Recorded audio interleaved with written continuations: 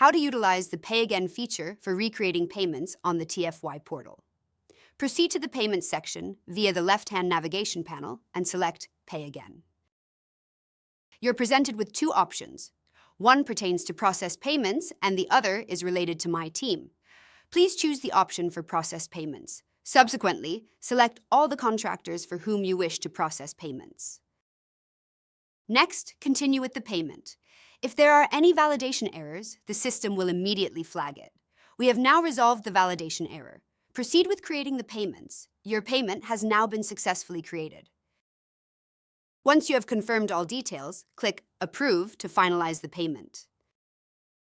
We will now revisit the Pay Again functionality to initiate a payment utilizing the My Team option. The system will provide a list of all contractors onboarded on your platform, irrespective of whether they have set up a payment method. We will only consider contractors who have established or designated a payment method here. If any validation errors occur, the system will promptly notify you. Once these errors are resolved, click on Create Payments, and your payments will be successfully created.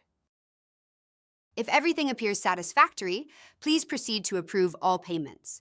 Subsequently, once the payments are approved, they will advance to the Process Payments section.